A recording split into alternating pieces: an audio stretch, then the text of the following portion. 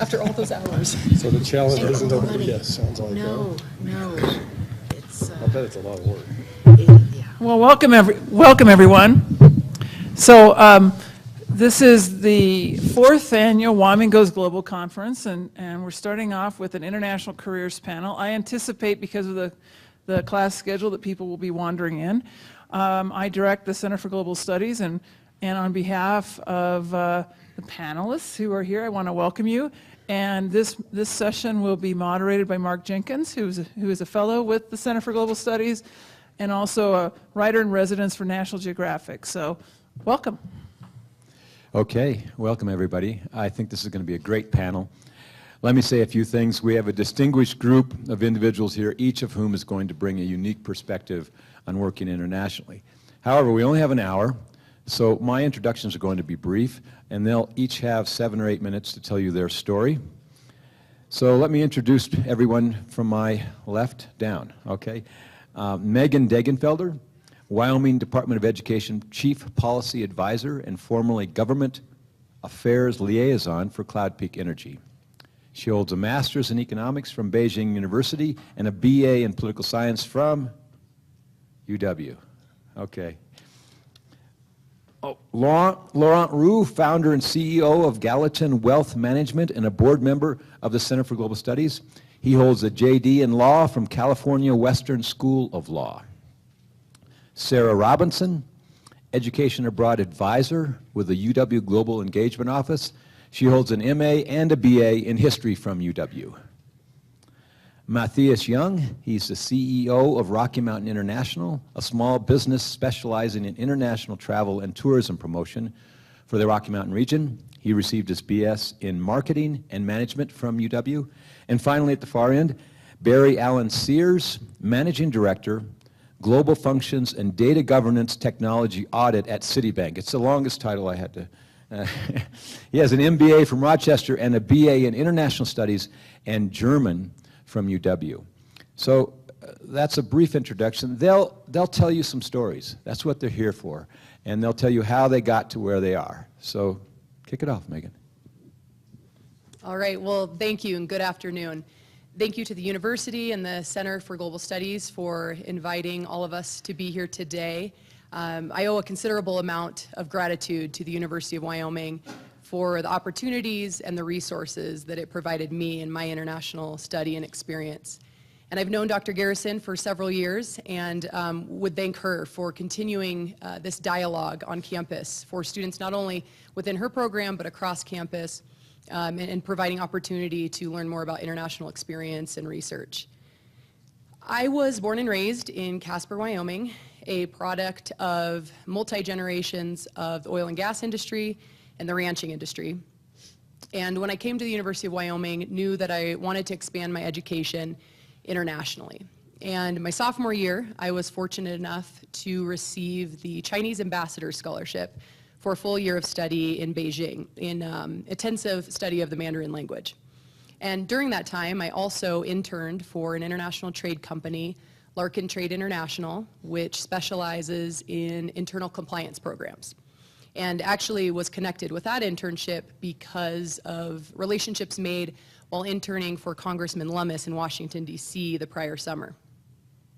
And after that experience studying abroad, returned to the university and was able to earn 2 bachelor's degrees, one in economics and one in political science, and realized that I wanted to continue to expand my international education and experience.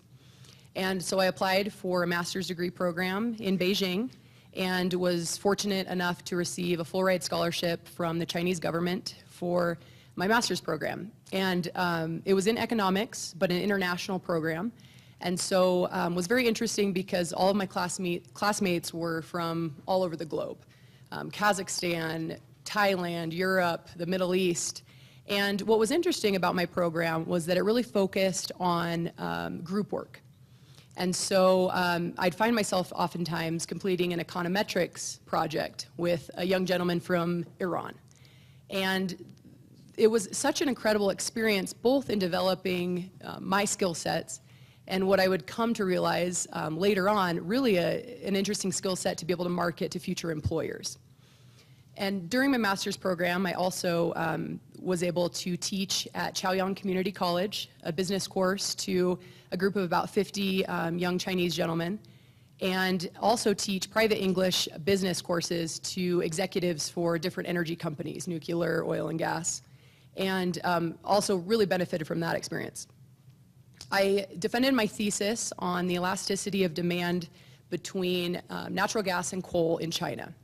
And really realized at that time, as I'm living in Beijing, where the pollution is terrible, but yet being from Wyoming, growing up in oil and gas, and realizing that the mineral industry is the backbone of our economy here, and also realizing how critical I believe it is for all people around the globe to have affordable, reliable electricity. So how do we begin that discussion? How do we have a worldwide discussion as the United States with other countries that haven't been able to develop like we have?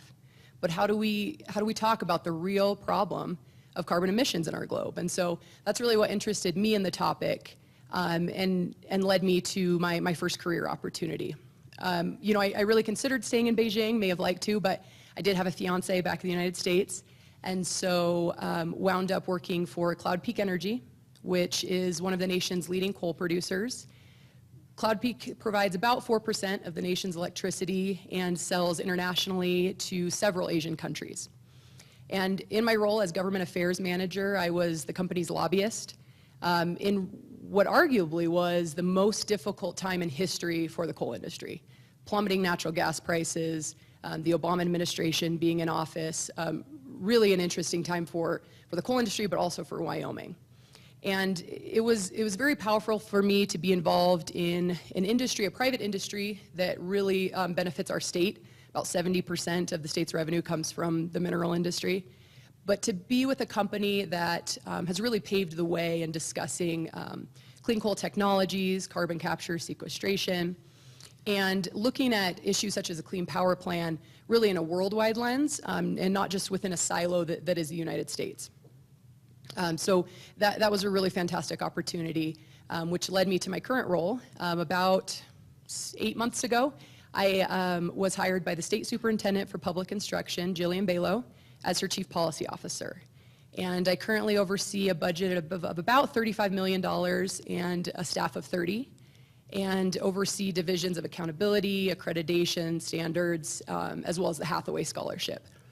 And we work to better education policy in the state of Wyoming. I serve as a legislative liaison, so continue to spend my time at the legislature every year. And also I'm fortunate to serve as a proxy for the superintendent, oftentimes on the University Board of Trustees. So a very interesting path. I never thought I'd be in education, but it just shows you how you can really connect the dots in international studies in any field. So, you know, reflecting on the path that's gotten me to where I am today, you know, a couple things I would think about. The first being how beneficial it was for me to blend business and international study. And it doesn't have to be that you have a bachelor's in each, and it doesn't have to necessarily be business. But what I found beneficial for me is being able to have those experiences in multiple fields. The more skills that you have, the better you are able to market yourself to future employers. Second, I would say to take advantage of any and every opportunity. Even if a particular internship isn't perfectly in line with your planned career path or field, take advantage of that. Take advantage of the resources that are available here at the university. I serve on the International Board of Advisors here at UW, and we have more resources for study abroad than any other land-grant institution in the country. And there's so many opportunities with Dr. Garrison, both on campus and outside of campus. And then third, I would say that my path, I think, is really an example of that you don't have to choose between international careers and Wyoming. You can do both. And there are so many fields that not only value that skill set, but they require it. They look for it. And so whether it be to go abroad for a long amount of time, to just get that experience, to have those sort of tools, one of our current candidates for governor has run multi-million-dollar international corporations and has now come back to Wyoming. And so there are many different ways in which you can work the two together. And so don't ever think that you have to choose between a small town like Laramie, Wyoming, and having an international career. Perfect, thank you. That's great. Laurent? So I'll pick up a little bit from where you left off maybe, which is I'd like to personalize a little more. And I would share a couple of things with all of you. Rule number 1, fear not. Rule number 2, jump on an opportunity. Don't be afraid. You're going to have a lot of them because there are more of them today than there ever were. And third, make the most of every opportunity that you have. So I'd like to pick up on what you were saying. My career is a little crazy. I was born in Switzerland, and my parents moved to America because my dad had a fellowship at Harvard, and they came for 2 years and ended up staying. So we were educated multicultural. We were educated as Swiss, and my siblings and I, having been raised in America in American schools, we were raised American. So the rule, or not the rule, but the thought I'd share with you on that score is think multicultural no matter what you do. The world is a very small place. People talk about trade protectionism today, but globalization ain't going away anytime soon. We might have a few bumps in the road, but it's not going away. When I was in college, I was a double major in history and poli-sci at the University of Colorado. And one winter, I decided to I took 2 semesters of Chinese history. And I did that out of intellectual curiosity. Fast forward, I graduate from high school, I get a phone call from a relative in Geneva, Switzerland. And he says, hey, Rue, send us a CV because we'd like to have you work for us in the family business. Now, the family business was founded in 1805, and it's one of the leading Swiss private banks in the world. So when you've heard about Switzerland and private banking, this is one of those institutions, okay? So I graduate from law school, and I'm living in San Diego, and I've got a job there, and I'm thinking, And I'd gone to California Western School of Law in San Diego because of their international law program, and I wanted to get into a law firm that was doing international law. So I had this beeline, I had this thought, this goal, and I wanted to be a lawyer from the age of 14. So to your point, which is a very good point, being self-aware and having goals or setting goals, whether they be really specific or just general, you have to remain flexible. And you want to jump on those opportunities as they pop up. All right, so here's one. I get the call, right? So I decided, well, I've got this job in this law firm. I'm just going to go to Geneva for 2 weeks and check the thing out, and I've got an international law offer from a firm there too. So after 3 weeks in Geneva, beating my head against the wall, what am I going to do with my life? I jumped on the one that I knew nothing about. So don't be afraid to take a risk. It's another thought. I ended up working for the institution for 28 years before I moved back to Jackson in 2005, Jackson Hole. And what I would also share with you all is that my experiences in my life range from ranching for a number of years in Teton County to living in Hong Kong and Singapore for 10 years, from 86 to 1995, to running one of our businesses in London, another one in Luxembourg, one in Tokyo. Our business was very much about people and managing their wealth. But there is no way, like if you had asked me in 1980 when I went to Europe for 2 weeks, if I would stay there for, if I'd stay international for 25 years, I went there for 2 weeks, okay? So take advantage of the opportunities that are presented to you. The other thing that I would share with you all is this self-aware concept. Don't let anybody tell you that you shouldn't pursue your own dream. If you have a passion for something, go after it. Whether it's a minority, not a minority interest, but I mean, people will say, oh, that's a crazy idea. You know what? There is no such thing as a crazy idea. So I would share that thought with you as well. And then one other thing. when I look at other people, friends of mine that have gone international, I'll give you an example. Caterpillar. Guy lives in Peoria, Illinois. I meet him in Hong Kong. He'd never been out of the U.S. He didn't have an international relations degree or anything of the sort. Okay, he was working for CAT in Peoria.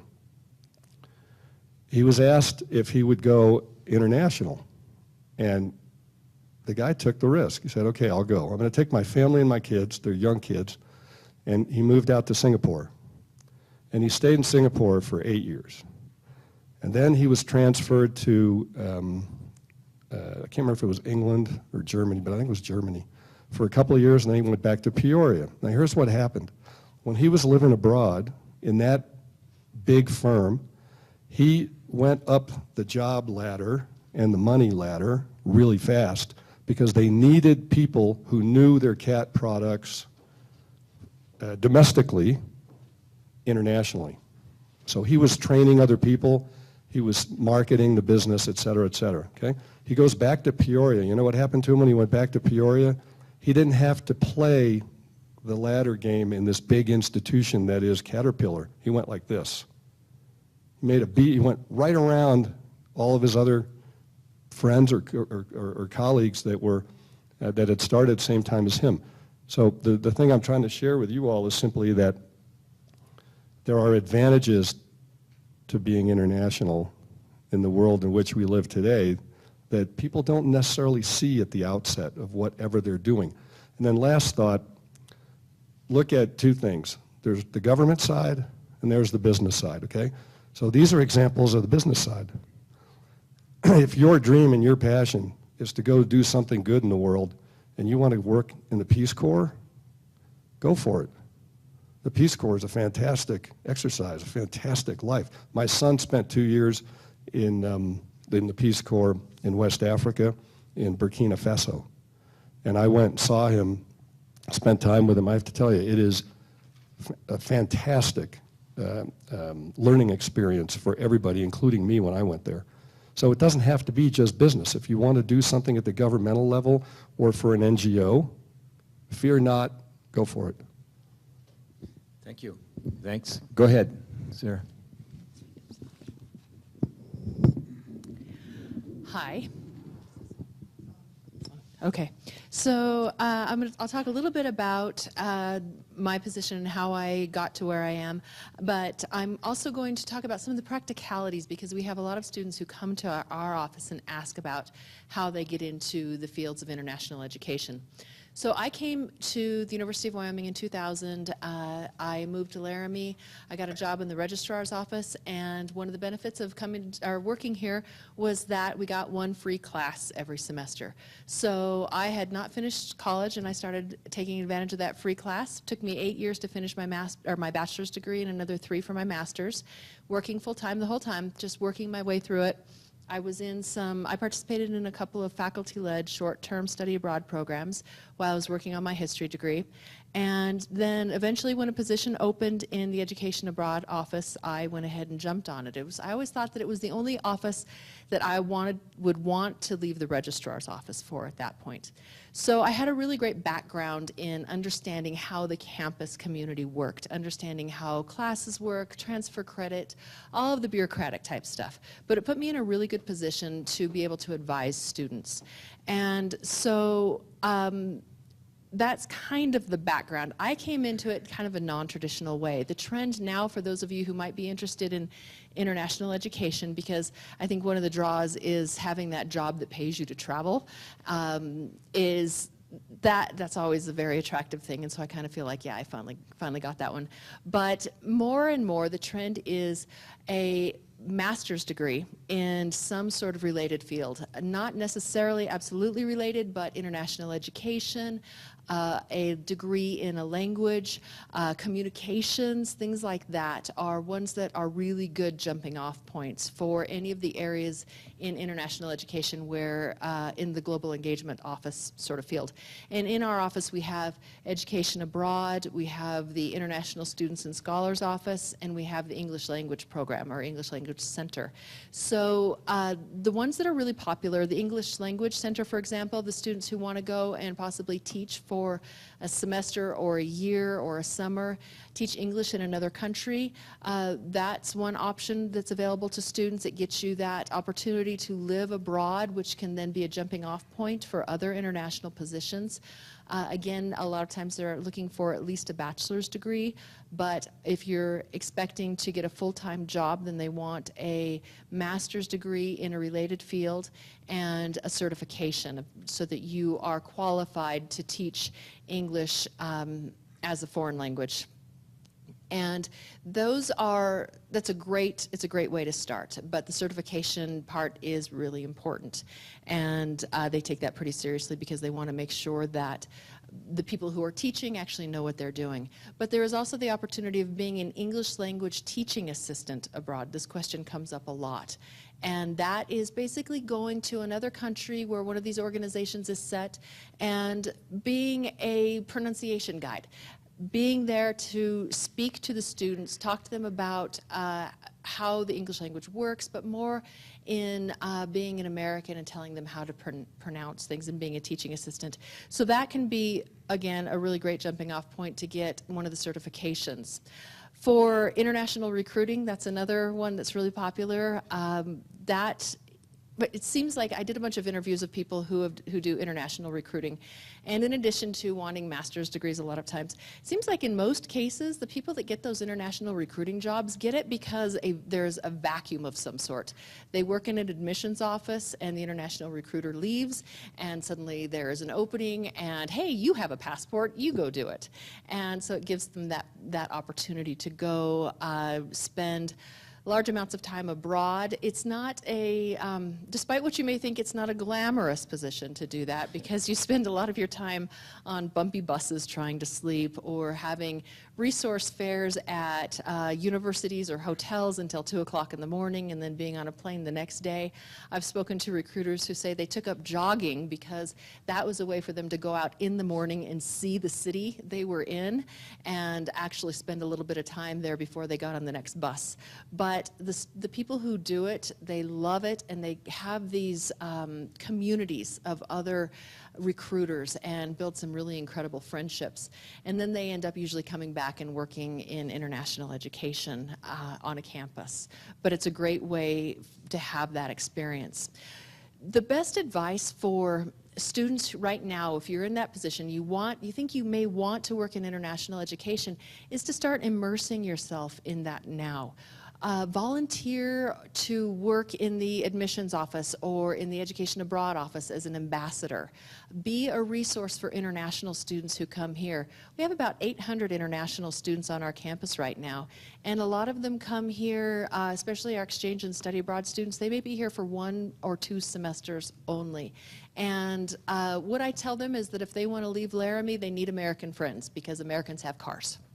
And without that, they are not leaving this town. So if you get to know an international student, be that resource for them. Take them out, show them what this culture is like, show them this beautiful area, and then they will go home and talk to their friends about what their experience was. And you will have that incredible cultural experience. And it's someone then selfishly that you will know if you want to go to their country and see what their home is like.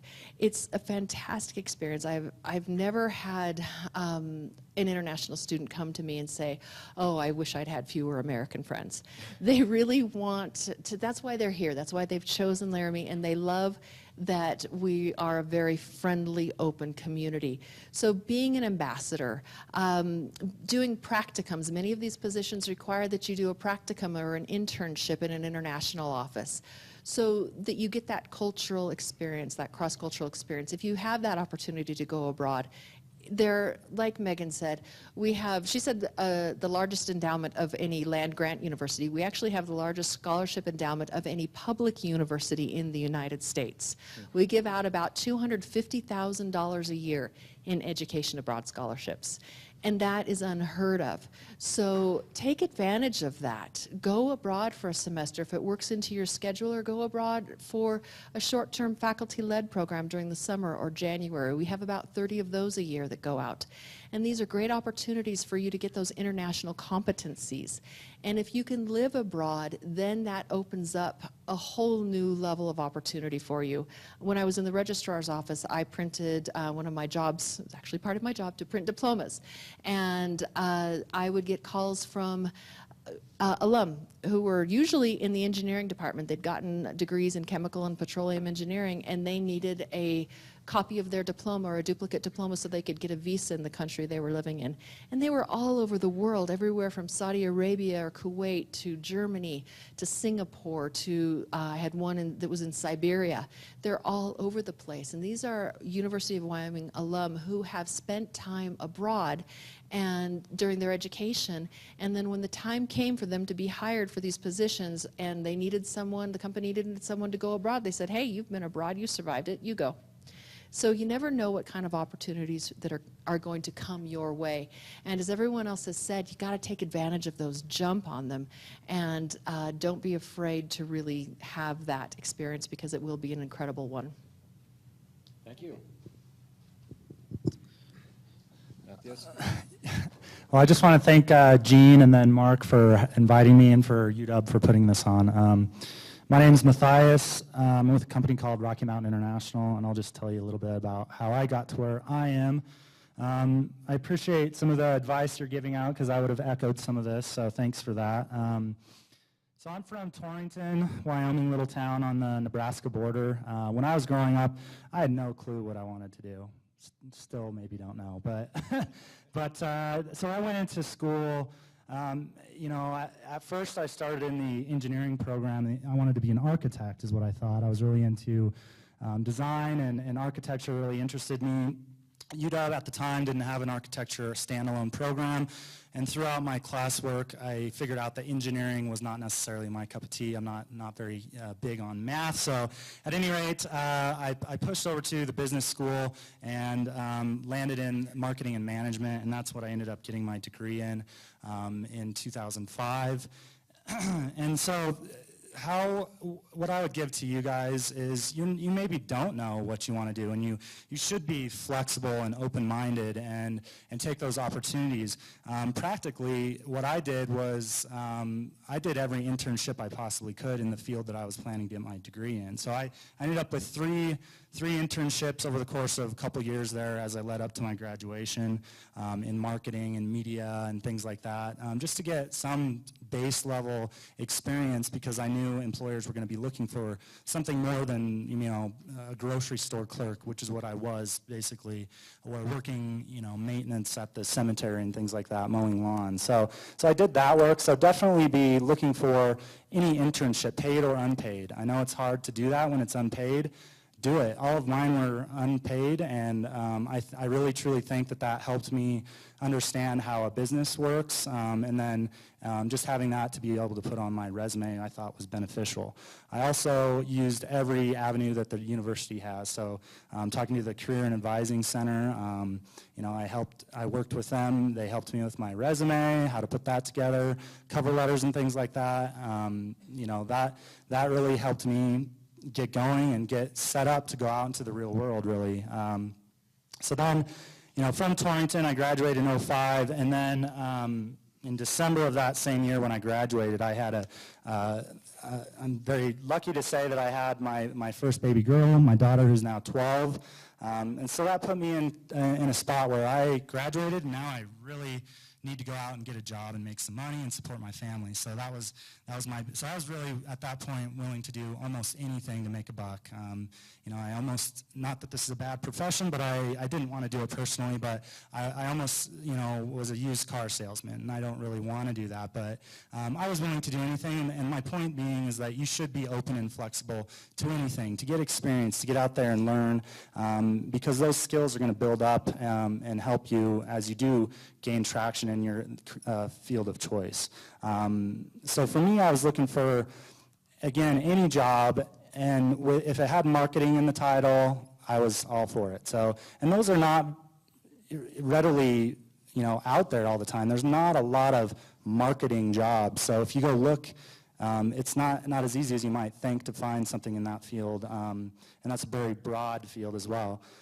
So anyways, I ended up expanding my search from Laramie to Cheyenne, And I just stumbled across an ad in the Eagle Tribune, the newspaper there. It said international marketing, a marketing coordinator was the job title. So of course I applied, did an interview. A couple days later, I got a rejection letter, actually. So I was bummed about that, and so I just went back to the drawing board and just kept after it. Apply to any job that I could do. Getting that experience, learning as much as I could along that process. How to interview. I was still working with the advising center. What do you say if you do get an interview? How do you go through that? What are employers looking for? Those types of things you just need to pick up as you go out and to do that. So at any rate, I fell into this international career by luck. I mean, it's hard work, but I found by luck. I got the rejection letter. 2 weeks later, they called me back and said, hey, the guy that we hired just demanded 4 more weeks of paid time off. And we couldn't do that, so are you still available? Hell yeah. So I took the job. At the time, it was just a marketing coordinator, so just an entry-level, low salary job, but it was a job, and it was salaried, and it was in my field. I had no idea. I mean, I was in the business building, took an international marketing class, but really a small kid from Torrington. I'd never really traveled, didn't really know anything outside of Torrington and Laramie. Didn't really know the world around me and the cultures that I would soon learn. So I got the job, and then again, I just really feel it's hard work. Having that self-awareness, I think that's helped me in my career. Taking risks. I had to commute for a little bit just to get my feet under me and understand. And then over the course of my career, I advanced through the levels. It's a small business, and what we do is we're a vendor for the state of Wyoming Tourism Office, as well as Montana, North Dakota, South Dakota. And so what we do, it's a public-private partnership between these 4 states, and we're kind of the marketing arm, the umbrella that markets this region as a tourist destination internationally in 7 international markets. So we're kind of the hub of 4 states coming together in a partnership through us to market as a tourism destination. So at any rate, I went through the organization, took on any responsibility that I possibly could. The owner at the time was pursuing a writing career, and he wanted to sell. I took another risk and went through that process. Had no idea how to run a business, or other than education that I received here, how to manage the books, how to manage HR, all the things that small business owners have to do. But I knew that this was a solid company. We had solid revenue. We had solid clients. Through my 5 years at the time of working, I knew I had great relationships with our clients. I knew I could do it. I had self-awareness, self-confidence, risk-taking ability. So I bought the thing through 2 years of work getting that done. Here I am 5 years later, and we're growing still. So I would, just take all of the opportunities that you possibly can. Be open-minded. Maybe you want it to be this, but maybe how you get there is going to be not a straight line. So take advantage of things like this. I'm glad that you're here. Go talk to anybody in your field. Talk to your professors. Talk to the Career and Advising Center. Use those resources, and then work hard. It's not going to be handed to you. Nobody handed this to me. You have to work hard. You have to understand the world and what businesses are wanting. And to that point, I would tell you that I'm always looking for smart, hardworking people at my company. And what I look for is somebody that sees beyond your little town. So maybe you haven't been anywhere like I had never been, but just understand that this is a small world, and that business gets done internationally. I work in 7 different markets, 7 different cultures, 7 different ways of doing business. And it can be done here I'm in Cheyenne, Wyoming, and we've got clients all over the region. You got to be able to multitask.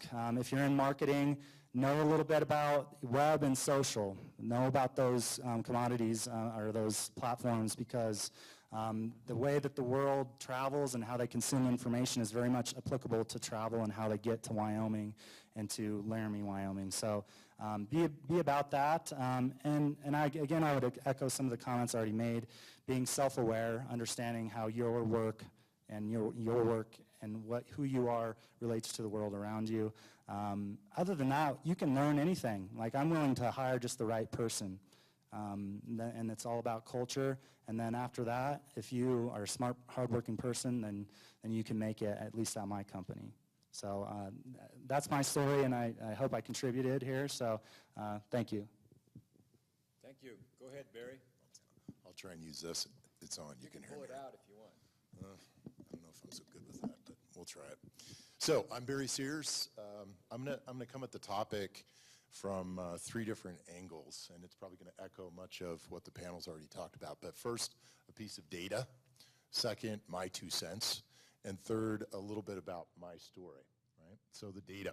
So recently, there was a survey of Fortune 200 CEOs, and what were the 3 things they looked for in hiring people? Number 1 was communication skills, so that's both reading and speaking. Second was analytical problem solving, right? And third was grit. Anybody tell me what they think grit means? I think it's a great question in Wyoming. What does grit mean?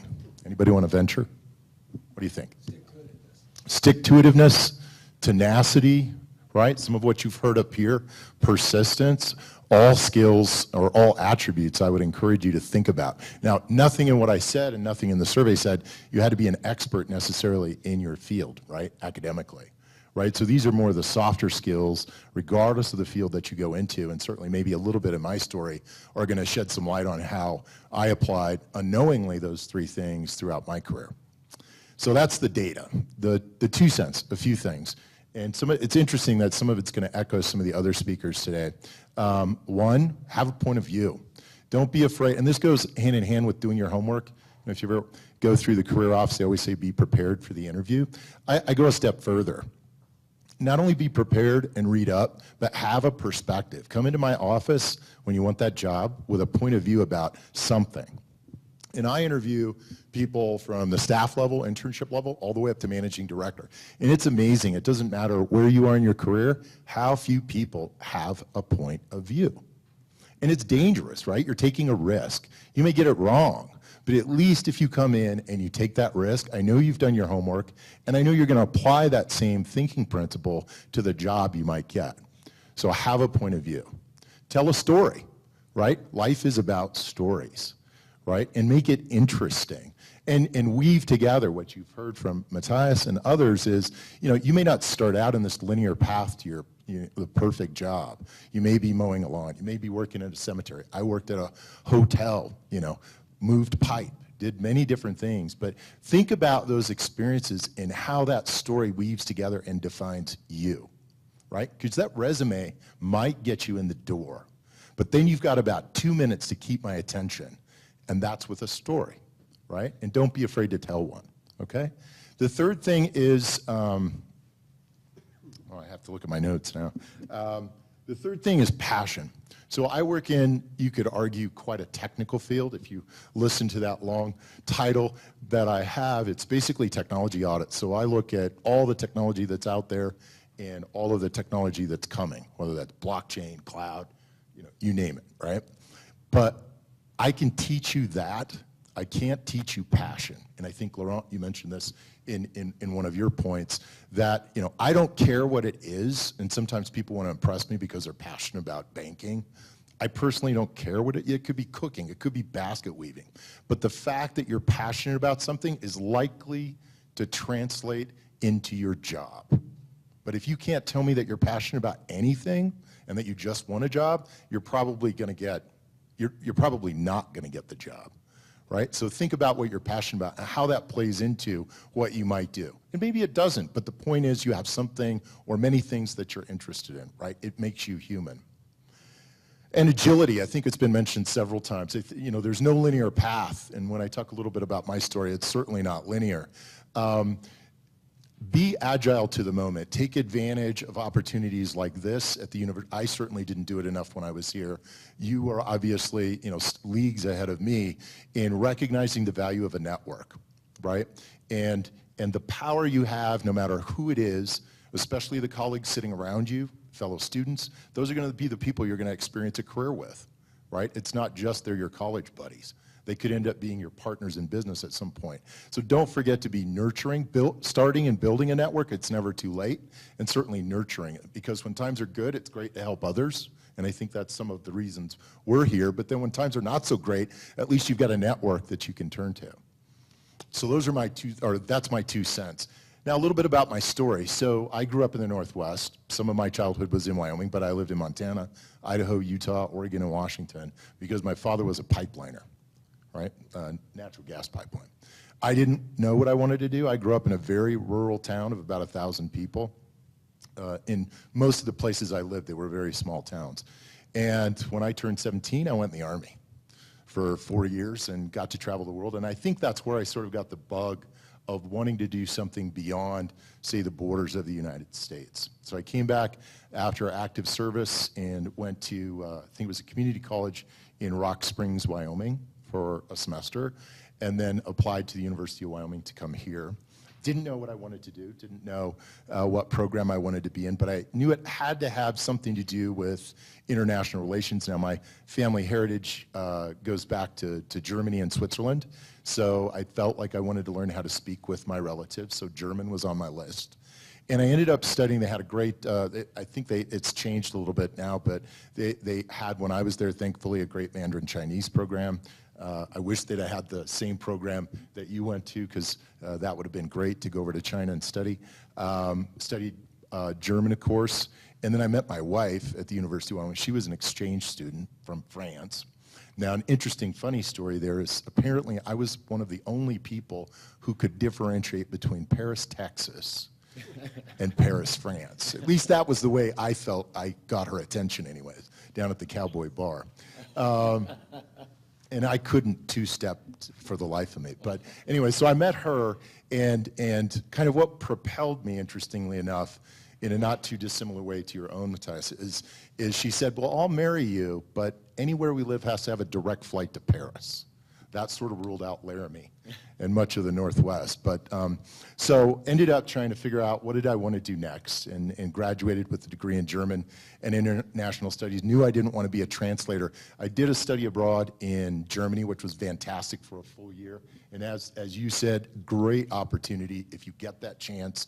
Even if you don't think you can do it, you should do it. There's, I think, plenty of funding out there to help you make that experience come to life. Terrific experience, and I had a chance to go to the EU and the Parliament and watch the translators work. That is impressive. I also had a chance, since I live in New York City, to go to the UN and watch these people operate. I just knew I wasn't good enough to do translation that's, very serious, and you have to get it right, otherwise, world conflict can happen. So I didn't want to be a translator, but I wanted to do something with language, and started, then moved back east, did my MBA at the University of Rochester there, and then took a position at what's largely an aerospace company, Allied Signal at the time, working in technology. Now, just to be clear, I almost know nothing about technology. Isn't that kind of scary, right? I have a liberal arts degree, right? But yet here I am touching the technology that runs one of the largest banks in the world. So I think in that there's a testament that says, take a chance, take a risk, be bold, and you never know what you can do. And I think the principles, I love liberal art degrees. I think they're the most flexible, agile, capable academic background you could have to go into any field. So anyways, ended up in New York, worked for this in this industry. It was largely aerospace, but Allied Signal had some other things for about 5 years. And at the end of that, I actually had an opportunity to go into audit. Now, I don't know what any of you know about audit, but back when I was looking at it, it was not the sexiest job in the world. But I thought, why not? And so what I liked about it is, and this is my sales pitch, so the third part of this, my story, my sales pitch, right?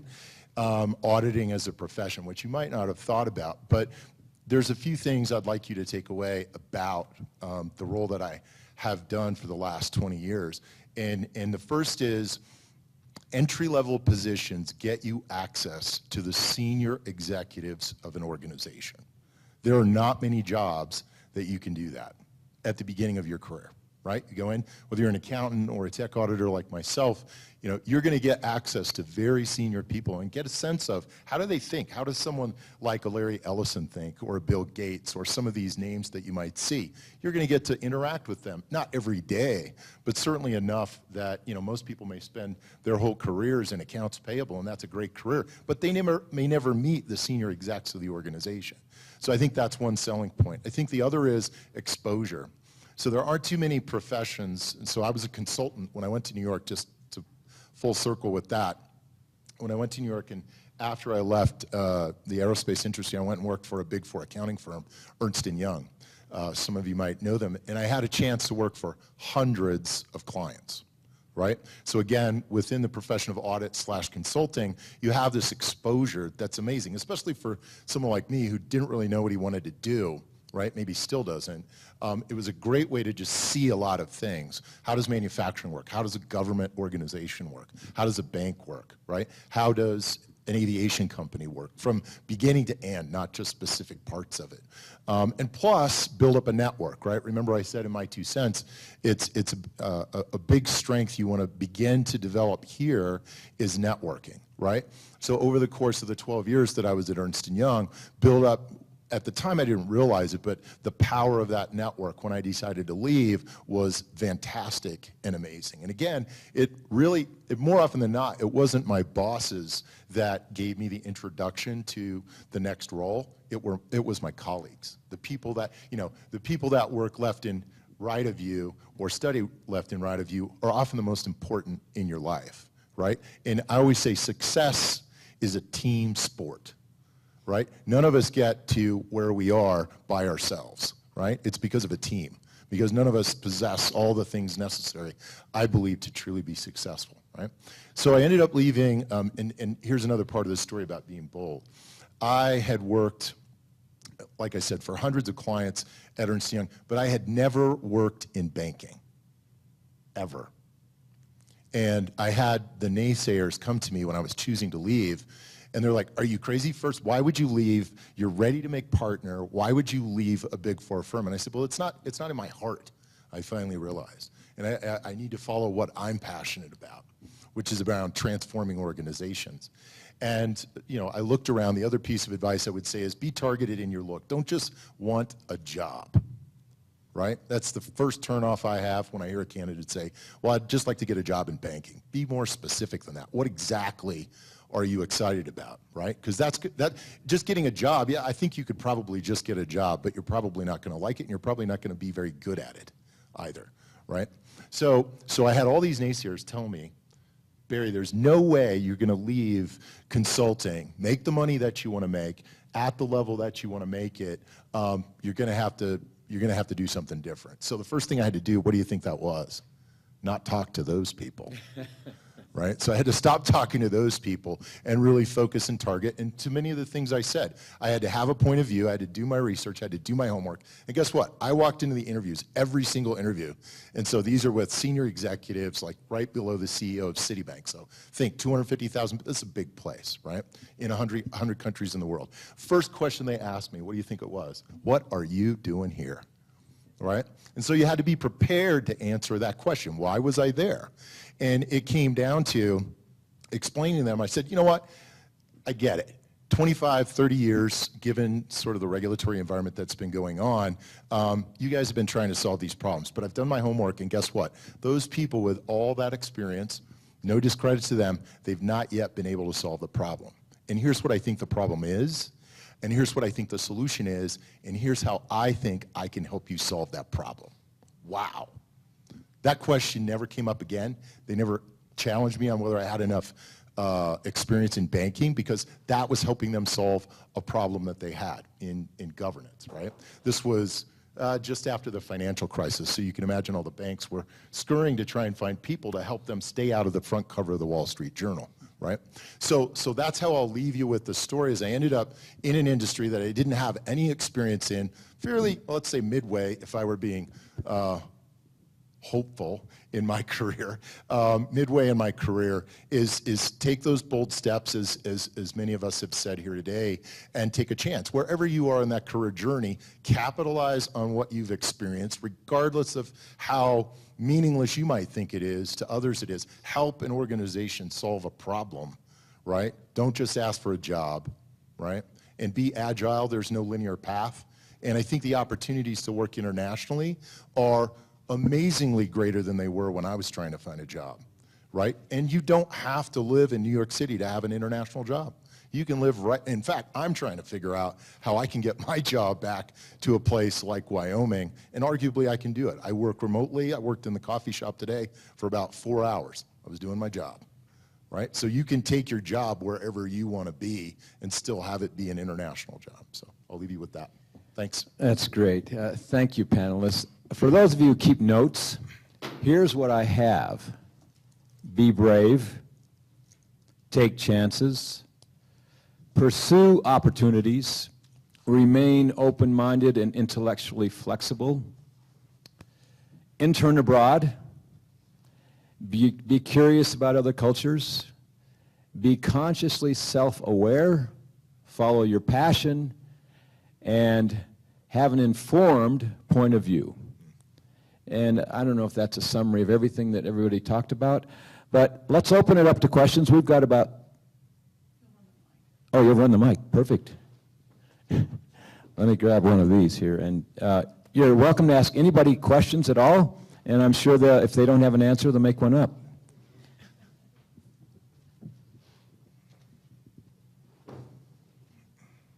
Don't be shy, come on.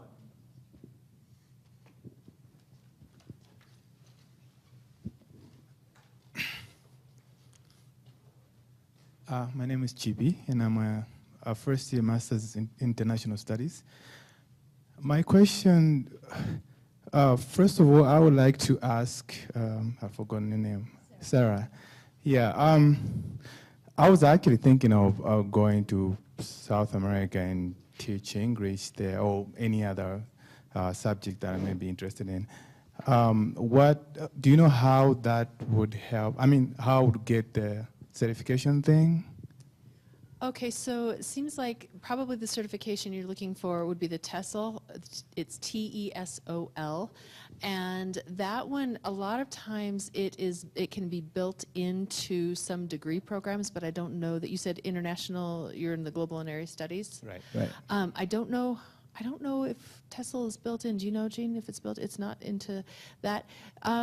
There are ways that you can get the certification. I believe that you can do it. There may be some online routes for that, but it's also going to require some practicums to get the certification. And so if you check with, what I would recommend is that you go talk to one of the instructors down in the English Language Center. They're in the lower level of the Cheney International Center, and they'll be able to tell you some routes for that. But usually it's, most people I think get it because it's built into a degree program, but if it's not, there are other routes. But that's the one that you want for teaching. It's kind of the teaching English to students of, I don't want to say other languages, but basically it's teaching it as a foreign language to when you're in that country, as opposed to them coming here. It's different from the ESL. I might be just confusing you. TESOL. Go to the English Language Center, talk to Ricky. Okay? Ricky, yes, she'll be able to tell you. All right. Hi, so I just kind of have a general question. Are all of you still passionate about your jobs? Well, since I started that phrase, I'm going to jump on it. To your point, we can do a lot from Wyoming. So I retired in 2005 from my firm. And by the way, when I started that firm, I didn't even know what a debit credit was. Okay? I have 3 businesses in Jackson Hole. One of them is an investment management business, and I invest for my clients around the world from there. And I'm really passionate about that. The second one is a wealth consultancy business, so I work with families and family offices, governance, the future of the family, keeping the family together, that sort of thing. And I do that internationally. So, for example, up until last year, for 7 years in a row, I was in Australia working with several families. And then the third one is a trust business. So we have a trust company in Jackson Hole, and we have international clients, so I travel internationally for that. I wouldn't give up for 1 second at 64 what I do, and by the way, if it's a powder day, I'm out there for 3 hours. So yeah, I'm passionate about all of that. Anybody else want to jump in? One of my favorite things is to welcome the international students who come here. It's always exciting. We have all kinds of international students that come every semester, and meeting them and welcoming them to UW and introducing them to the culture here is fantastic. And then my other favorite thing is when the students I have sent abroad come to me and say, oh my gosh, I had the most amazing experience. This is what I learned, and this is how fantastic it was. And one of the very first students I sent abroad in my position he still comes to see me. He just got accepted into a graduate program. He spent 2 years in the Peace Corps, and he came on to see me on International Women's Day and just said, thank you so much for being an influence in my life. And that, to me, is the most amazing thing, because I get to work with you guys as you have these opportunities, and I love it. I would just add, yes, I'm still passionate, totally. I am who I am today because of this job and what we do. It's hard to run a profitable business, I would say. It's always a constant challenge to grow and maintain and keep clients happy. But yes, I've learned so much about people, the world, cultures, business, and again, I am who I am, and I hope to pass on this passion to the next generation, I guess. Short answer, yes. I do think, though, one shouldn't equate passion with easy, because certainly there are tough days, where you've got to power through difficult questions and challenges, but that doesn't make you any less passionate about it. I think where I get the most, really engaged in it, my job is really about developing people, right, and helping them with their careers, because like I said, success is a team sport, right? And so I have to ensure that I've got a team of 50 people who are willing, dedicated, and as loyal as they can be to achieving a particular objective. And that means literally 90% of my time is not solving technical problems, it's working through the people challenges, which I truly, truly enjoy. And the second part I would say is helping an organization the size of the one I'm in currently help manage its risks. Because in an indirect way, I don't think we have a branch here in Laramie, but helping our customers, solve their financial problems, indirectly we help them do that, because I'm helping ensure that the systems are secure, the financial numbers are right, and we hopefully prevent another, crisis. So that gets me up in the morning.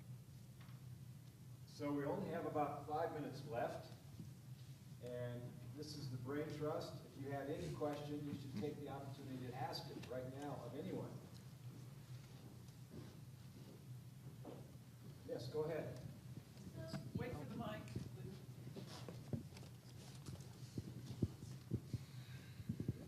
So you mentioned seeking opportunities is something that led to your success, whether that be through internships, volunteer experiences, but how do you balance that with financial obligations? I mean, you're getting out of college, you're going to have student loans, you're going to have other financial responsibilities. So how did you kind of manage that? Anybody? I don't know if that mic is working. Try the other one. I worked as well. I mean, my internships were during the school day, and then I worked at night, where I worked over the summer. I also had Pell Grants and student loans, and that's just the way it is. That's part of. You're always going to have that in your life. So I just think it's part of working hard, and getting that on your resume is, I think, important, at least to get in that front door. But then after that, once you get in the front door, if you have skills to talk about your opinions or your stance, or what you're, like you were saying, what are you going to solve for that organization, then you'll make it there. But that's just part of life. You got to work hard, you got to make money, and you got to pay. That's the way I look at it. Sure, go ahead. I think that is always going to be a difficulty as you move along, and for me, it definitely was. Like we've talked about, the University of Wyoming, the resources it provided to me, I'll never be able to repay. It helped me to begin those opportunities. But then once you're there, it might not be quite enough, or you need more. And so a lot of these opportunities, when I taught at the community college in Beijing, all of those were just extra jobs that helped support me through graduate school. My first year studying abroad as a sophomore, I was living in China, and I was diagnosed with cancer. And that's an incredible thing to have to, deal with. Am I just going to call it quits, studying abroad and, go home, do the easy path, medical bills, all of that. And it was a defining moment in my life of what do I want in the long run? And as Matthias just said, if you keep at it and keep, skating by the skin of your teeth, it's worth it. And I've been able to surpass a lot of my peers. I'm not even quite 30 yet, and been able to get into positions that I might not otherwise have if it hadn't been for my international experience. And I had one thought, which is in 1980, when I graduated from law school, the law job that I had was $50,000 a year. The job that I took was $11,500 a year. And the reason I took that job is because I thought it would be really interesting. And it took me to a much nicer number than $11,500 a year, mind you, but fear not, do not fear.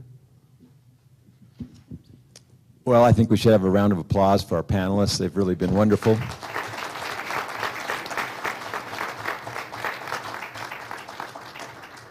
You guys are welcome to grab them as they stand up if you wanted to ask a personal question, I'm sure. And we have another forum about foreign policy and Trump, kind of, coming up in 5 minutes. So get up, get a glass of water, whatever you need. And we'll see you here about 10 after 4.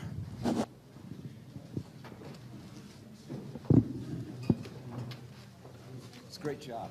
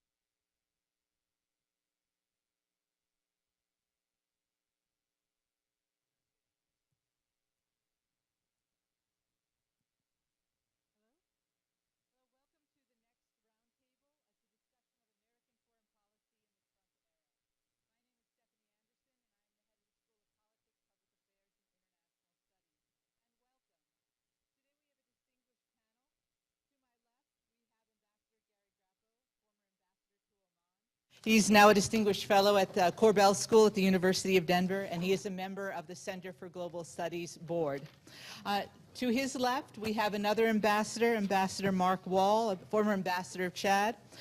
He's also a former excellent scholar with the University of Wyoming and is on the board for the Center for Global Studies. Then to his left, we have Major General Don Alston. He used to be sorry, I want to make sure I have this correct, the Air Force Global Strike Command and Commander Task Force of Warren Air Force Base. We're very happy to have him here today. And then to his left, we have Professor Gene Garrison, who is the head of the Center for Global Studies.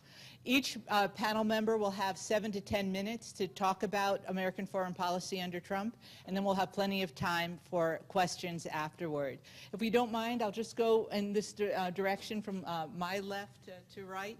And so, Gary, if you don't mind beginning. Thank you. Thank you, Stephanie. I noticed a few of my former students here in the audience. My career in the State Department was focused on the Middle East. I spent almost 20 of my 26 years at State working in the Middle East, around Middle East issues. And so the first surprise I'm going to spring on you is I'm really not going to talk that much about the Middle East. The second surprise I'm going to spring on you is I'm going to talk about something that President Trump never intended to do when it comes to U.S. foreign policy, but it has turned out to be, in my view, a positive development for our country. I want to read something that Gary Cohn, the former chairman of the Council of Economic Advisors for the president, and then the former National Security Advisor, General H.R. McMaster, wrote almost a year ago in the Wall Street Journal. The world is not a global community, but an arena where governments, NGOs, and businesses engage and compete for advantage.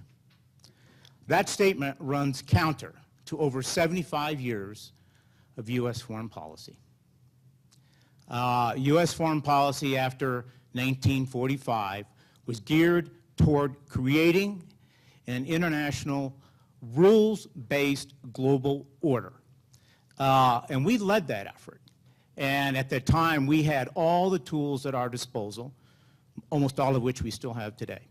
And we did this, of course, after the death and devastation of the first half of the 20th century.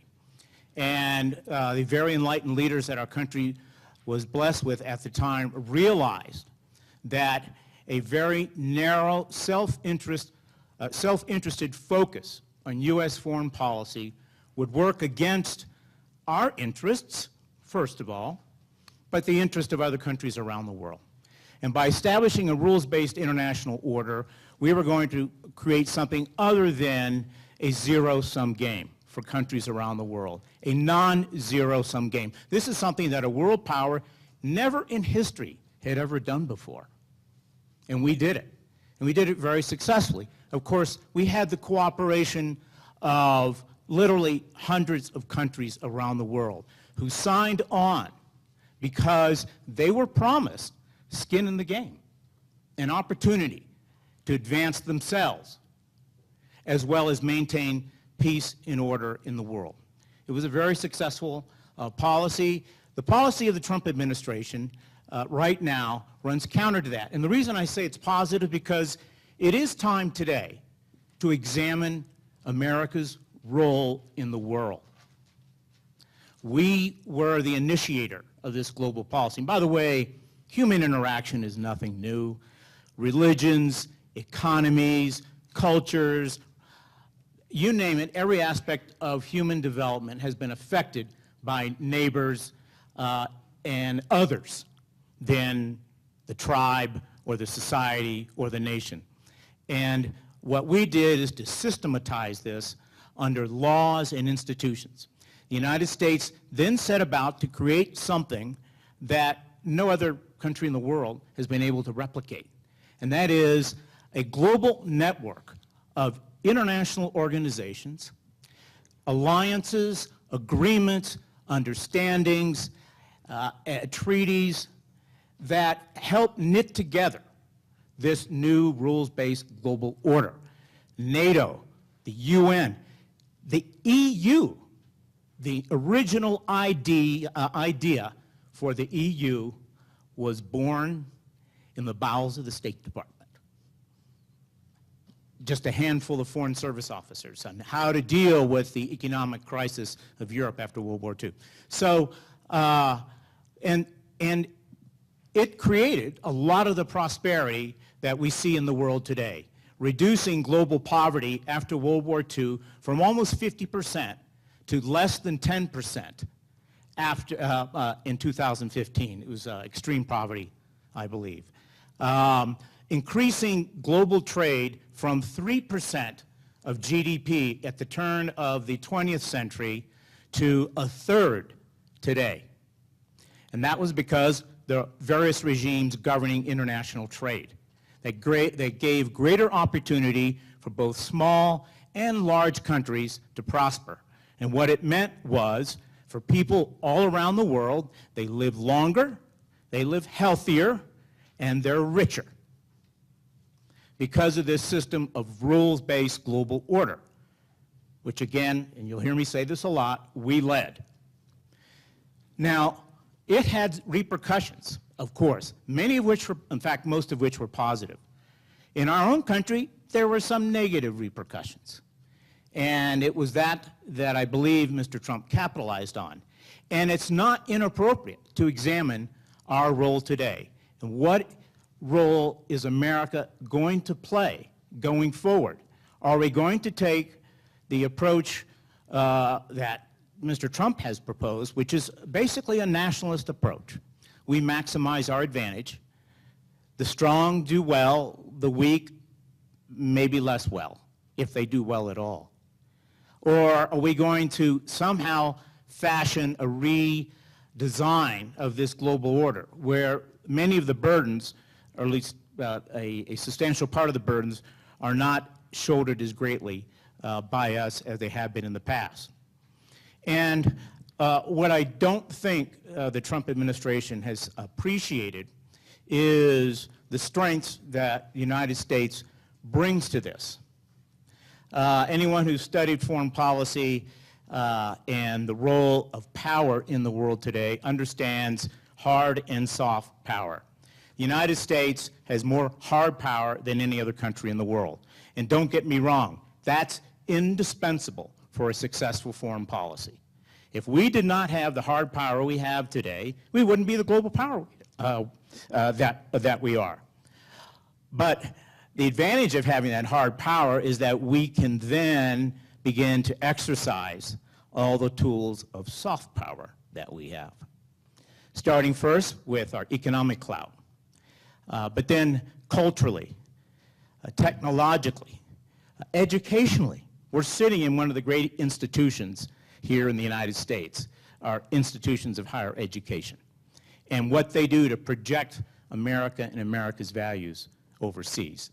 If you do an accounting of the instruments of hard and soft power, and it doesn't take long, you will find that no other country in the world checks all the blocks the way we do. But you have to use those. You have to exercise those. And the whole point of having hard power, of course, is you don't want to have to use it. It's there when you need it, and this is where I kind of fall into the Jacksonian school. You want to be the strongest country in the world, but you don't want to have to use it. And that's why we use soft power. And it's what I believe this administration is neglecting to the detriment of our country, its interest, and the interest of the American people. I'm going to give you one example. Well, last couple of weeks, we've been reading a lot about the tariffs that this administration has imposed. Early on in his administration, within the first week or two, the president withdrew from the Trans-Pacific Partnership. He juxtaposed these two things. And the way this should have been done is that if we had stuck with the TPP, we would have had some of the strongest economies in Asia with whom we could have partnered as well as our partners in Europe and the 27-odd countries around the world with which we have free trade agreements. And we could have sat down with these countries and then gone to China and say, you need to fix the way you trade with the rest of the world, without threatening.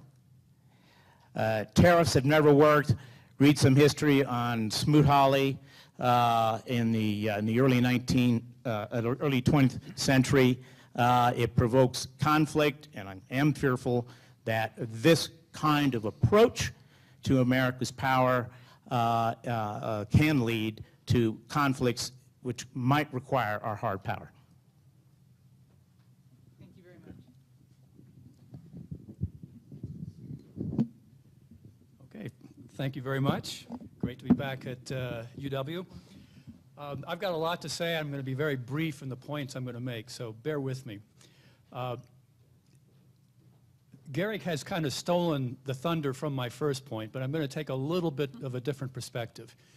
Because my first point is that this international system that Gary talked about is under a great deal of stress. And by that system, I'm talking about the agreements and rules and institutions and alliances and this consensus, and this broad consensus in favor of open markets and democracy.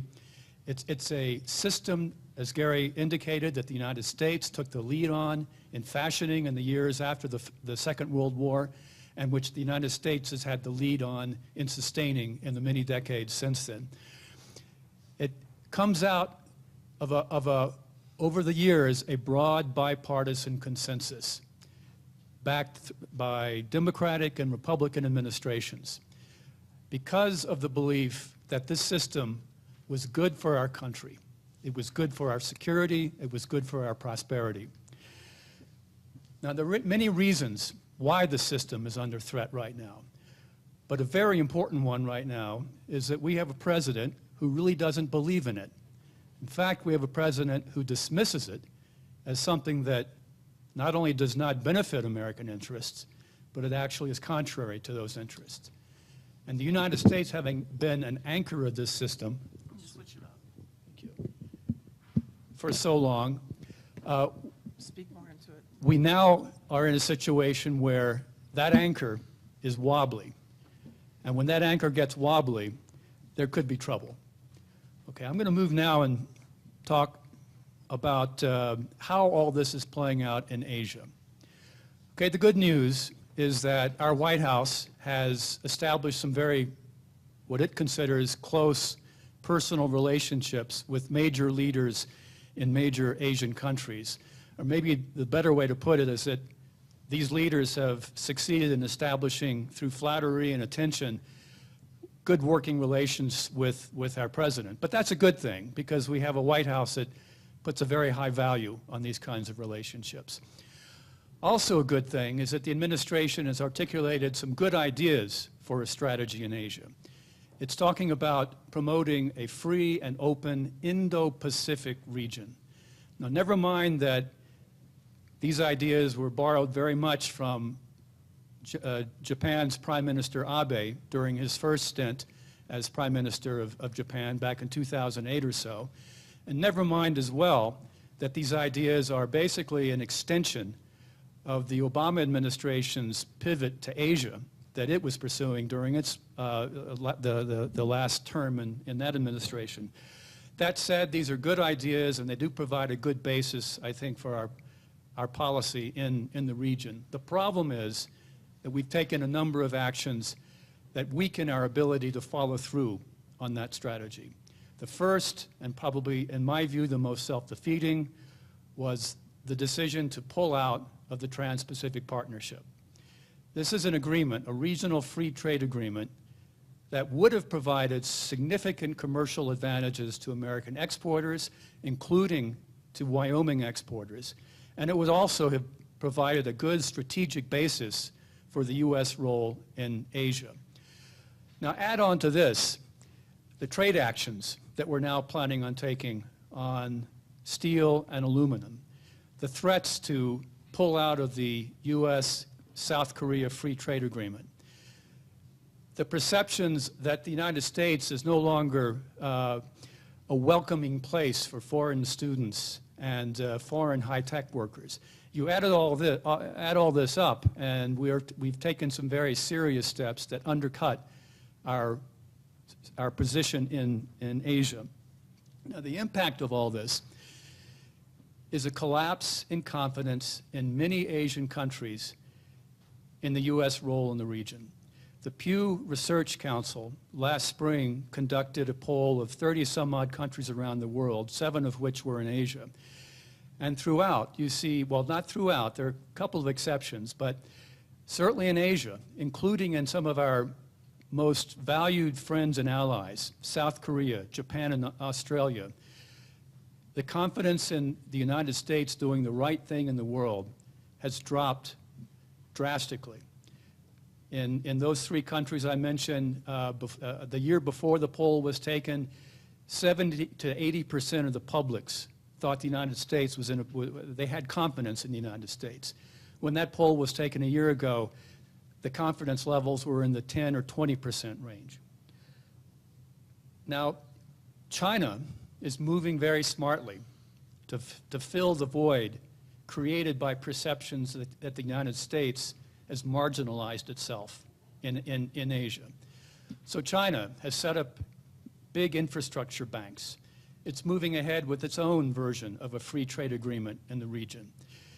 It's moving ahead on a multi-billion-dollar program to knit South Asia, Central and Southeast Asia together with China. Encouragingly, a number of countries that have interests that pretty much align with the United States are stepping forward.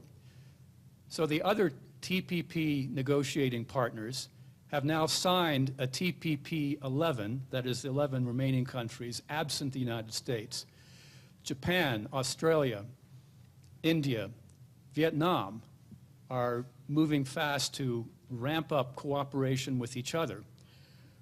Now, the most serious security challenge we're facing right now is with North Korea. The administration deserves some credit for being instrumental in helping to pull together an international coalition to tighten sanctions on North Korea in response to its plans to develop nuclear weapons. It's one of the factors that led to Kim Jong-un's decision, at least for now, to suspend testing of its nuclear program. The announcement about plans for President Trump to meet Kim Jong-un caught everyone by surprise. It's a public relations bonanza, frankly, for North Korea. This is something that Kim Jong-un and his father had been pursuing for some years. President Clinton was about to go and have a meeting with Kim Jong-un's father. In the end, decided against it because North Korea hadn't done enough to justify it. Well, frankly, North Korea hasn't done enough to justify it now. That's not necessarily a reason not to go forward with this meeting, but we need to be very, very aware of the risks. And one big risk is that what we have in mind and what Kim Jong-un has in mind for denuclearization of the Korean Peninsula is very different. For Kim Jong-un, denuclearization means the United States cancels its commitment to South Korea to defend South Korea, if necessary, with nuclear weapons. It also means the abrogation of the U.S.-South Korea Security Agreement, and it means the withdrawal of U.S. troops. There's another problem with our diplomacy with Korea, and that is we don't have the people to back it up. Now, we have a very, very competent charge d'affaires in Seoul right now, a Foreign Service officer by the name of Mark Napper, who, if Jean might recall, Mark was here at UW a bit over 4 years ago for a conference that Jean organized. He was head of the Japan desk at the time, now in Seoul. But Mark can't do it by himself. We have no ambassador in Seoul.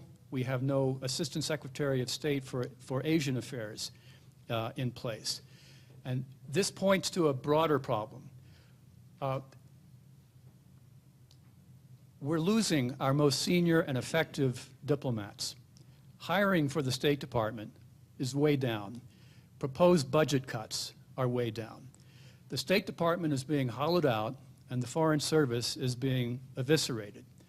Now, we have a president who said, well, that doesn't matter, when he was asked to respond to criticisms about how many unfilled positions there were. He said it doesn't matter because I'm the only one that matters.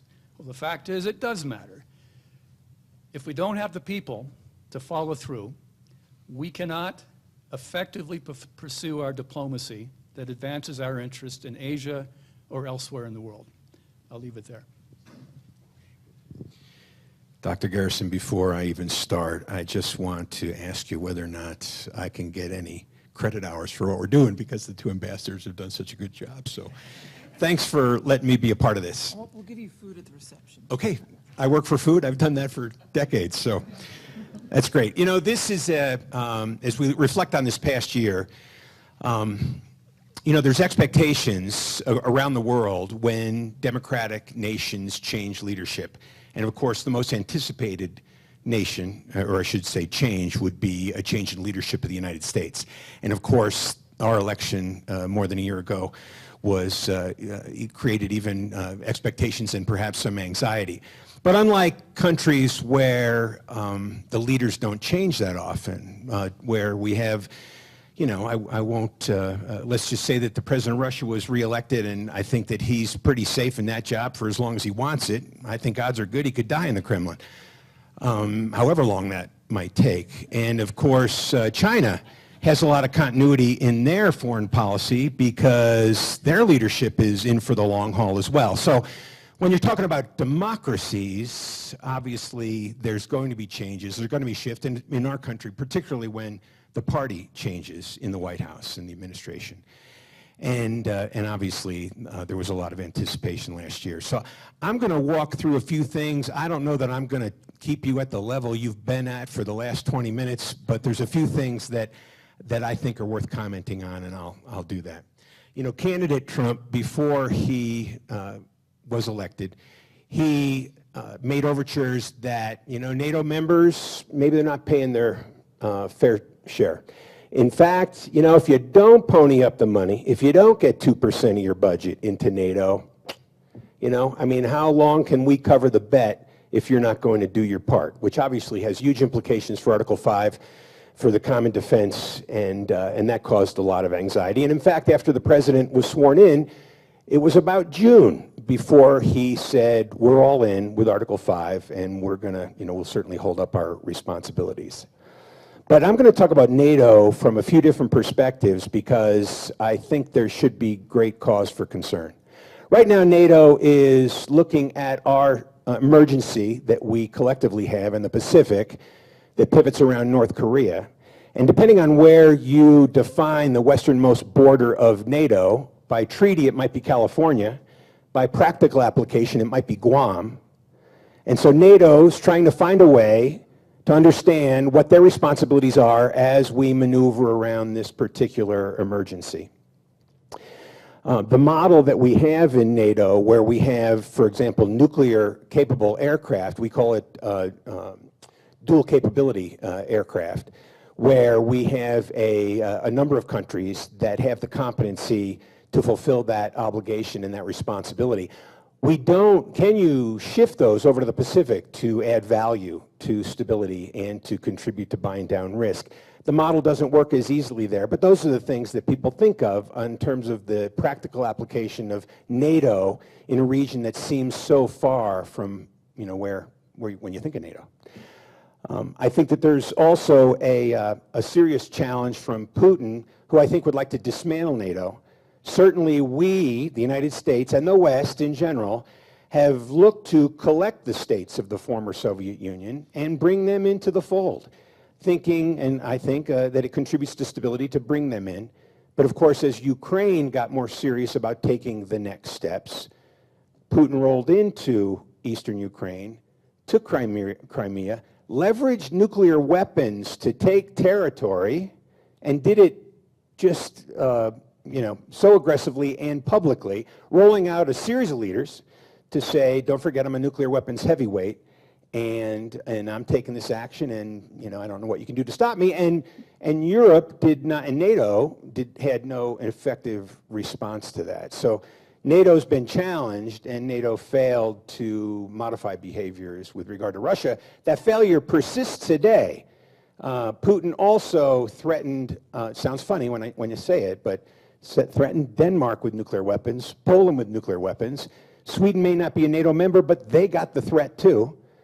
And so he just very casually holds up his nuclear arsenal to try to achieve, as a means to achieve his ends. And I think NATO has a huge problem to solve in terms of their effectiveness. And I believe that the membership is shaken by these kinds of overtures. And of course, Putin has done a lot to threaten the Baltics. We read in the newspaper that he's buzzing the U.S. fleet, but he's not buzzing the U.S. fleet. He's buzzing Lithuania, Latvia, and Estonia when he flies over our ships. So he is manifesting threats as his way of conducting diplomacy, and I think he's trying to secure from the Baltics through the Black Sea a perimeter that adds to his Russian tradition in his view. And I think that that's a huge challenge. And I think that he has yet to try to stir the drink with the Korea emergency on the other side. But stay tuned. I fully expect that he will want a role in that, even though he hasn't shown any of his cards so far. Before the election, candidate Trump said, maybe South Korea and Japan ought to get their own nuclear weapons. I mean, they have to defend themselves. This was, again, more of the almost isolationist overtures that he was making towards our responsibilities and others having to contribute to the common defense more than they were, perhaps. But we have special challenges over in the Pacific because we don't have a framework that's organized that we all blend into with norms that can help us take on the challenges of China and North Korea, perhaps as effectively, or I should say a framework that is we've been able to depend upon for decades, even if it's less effective today, like NATO. But we have effective bilateral relationships with South Korea and with Japan. And I think that the president deserves credit for his his willingness to escalate with South Korea. And I know it made an awful lot of people uncomfortable. It still should make people uncomfortable. But plan A was South Korea drives the region to crisis, and then they negotiate, and they get their fuel or they get their food, and then they change their behavior with a promise, and that lasts for how many months? And there's a long track record of repeated behaviors like this or repeated cycles like this. So plan B was used, and as much as we could spend more time than we should talking about name-calling and how the president manifested his concern and his UN speech with Little Rocket Man, I'm not suggesting any of those was a particular trigger that has brought us to this point, but I will say that being willing to escalate, even though it increased risk, has done something to change the equation in the region. And now we've got China wanting to be a part of this, looking to have access to the leadership of North Korea. And we've got South Korea obviously being the interlocutor as well as a tremendous skin in the game participant. And we've got China who's got a pretty significant role. I would say with regard to this first year, China has not tamped down its aggressive behaviors around the world. They are invested everywhere, and they leverage their economic relationships to put countries over the barrel. I don't think they were going to be a part of the TPP. They would have been threatened and challenged by the TTP, and so that dynamic went away a little bit when the president walked away from that arrangement. But China has not been held in check, and I think there's great concern that the United States is maneuvering a great deal in the region in ways that make China uncomfortable. If we were to redeploy weapons to the peninsula, if we were to, I'm almost done, if we were to continue to fortify Guam the way we are, if we were to just continue to increase our presence in the region, China can't be comfortable with any of those options. So without further ado, I'll pass the mic to the left. That wasn't a political comment, was it? When you go last, you have the luxury of filling in gaps. And let me just say the comments about the usefulness of the American investment after the Second World War in the global architecture, both economic and political, was a huge, important investment. And this country has just reaped the rewards of that. And it is, by its choices currently, essentially destroying the baby it made. And that's really unfortunate. It's also, I think, short-sighted. But I think that's what's going on. Now, having said that, it reflects a serious mood and perspective in this country. And I don't know if it's a third of the country, but I want to remind you that if you look at the debates around the UN, formation of the UN, about the economic, whether it's IMF or World Bank, remember Taft, just remember some of the senators. So there is a strain of thought in this country that has been, some would call it isolationist. It's often America first, in the manifestation. And by the way, there's more than one way to do America first. And you can argue that when you have the power and the influence to build the global architecture, that's actually kind of an America first perspective. So there's nothing new here. So I wouldn't say that this president has the corner on the label America first. What I recognize in this is that we have a series of interesting trends going on in this country, and that's what I'm going to point to. Maybe they're not particularly connected, but I want us to look inside for the reasons for why these things are going on. So there is something in social psychology called the fundamental attribution error or bias. And that is that we attribute all good things to ourselves and attribute all bad things to the other. I would point out that you have, within the last week, the 15th anniversary of the Iraq War. You have, before that, much longer, of course, the long-term investment in Afghanistan, whatever your particular politics on that. There is a large percentage of folks who are tired. That is a contributing factor to this election. And so when you have a foreign policy elite, the experts, not addressing that, and I would put administrations, the last 2 or 3 administrations, not addressing that, not having a real public discussion about the role of America in the world post-Cold War, just kind of go on and continue doing that. In other words, then 25 years later, we have not really had a really great discussion or way of explaining what we want to be in the world. Now let's put that back on ourselves. The American public is largely ignorant, volatile, and they pay no attention. Okay, what do you expect? So, having said that, I'm always an advocate. People who are in my class, they hear this. I'm an advocate for people being part of the attentive public. We are part of the attentive public. We're in this room. But it's when you do not pay attention to things going on in the world, you are manipulated by fear and a whole host of other things. And you don't necessarily understand the implications of certain things. What you do know is that involvement in the world has led to uneven effects. There are winners and there have been losers in that, and we have segments of the country where that's true. So I'm not terribly surprised that there's been a backlash. As a matter of fact, I wouldn't have picked candidate Trump as the one who would have reflected this perspective, but it is an understandable, that is a candidacy that it was understandable. And it reflected a frustration with the role in the world, and not just in the world, but kind of the way people were sitting. So I think it's just something to understand. And then, what is the contributing factor for society? How do you talk about it when you have this kind of volatility and this kind of polarization? I would argue that, and this might sound Pollyannish, but it's a choice to be polarized. It's a choice to emphasize what you have in common. So when you turn on the television and you see, I can turn on one channel and see a panel of people yelling at each other over here. I can turn on the other channel and see another group yelling. And I would say that, what? This is, maybe it's more extreme, but this has been going on, again, for 25 years.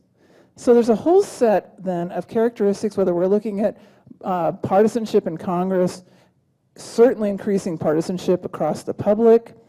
This is an opportunity to learn the lesson that we have to really work at coming back together. I actually think that we are a failed state in many ways. If you just look at the definition of some of the, fifth, fourth, or third world states, and you look at the lack of governance, when you do pass a budget bill that nobody reads, I mean, when you do spend way outside of your means, which of course is a contributing factor in this, and these are just things that we have to grab hold of and recognize that these are things that have to be discussed. So a lot of the tough decisions the can gets kicked down the road, but that is the nature of societies that have a 2 to 4, 6 year election cycle. We are very much short-term thinkers. A lot of the states that we were just talking about, particularly China, it's not a short-term thinking approach, and so we have a disadvantage in that regard. I also think that we, again, one of the great strengths of the United States is we see ourselves as problem solvers. We have a lot of challenges in the world where we just need to be tolerant to managing them. I don't think a lot of these things actually have clear solutions. You have to manage them. Recognize that the containment policy during the Cold War was a very uncomfortable policy for a lot of people. It wasn't roll back the Soviets, it was manage it. And ultimately, we came out of that thinking we had won. I think that's a pretty simplistic definition of what occurred. I think we actually are losing second. I think they lost first and we're losing second because we didn't take advantage of the opportunity to rethink our role in the world. But I would just note that we have to grow up in terms of recognizing that it's about managing pretty darn tough challenges. It means that we're not going to like a lot of the we have to manage tough relationships, and I think sometimes that when we don't pay attention to the world, we're looking for very simple answers. I don't think the answers are very simple. If anything, I agree with what you're saying, is that it's not simple at all, and it's not a really great time to gut your diplomatic corps and those people who have a sense of how these things work. By the way, it's probably a great opportunity for a career if the hiring. I mean, we have an intern in Washington who's doing some real stuff right now. So who's running your foreign policy? Hey, unpaid interns.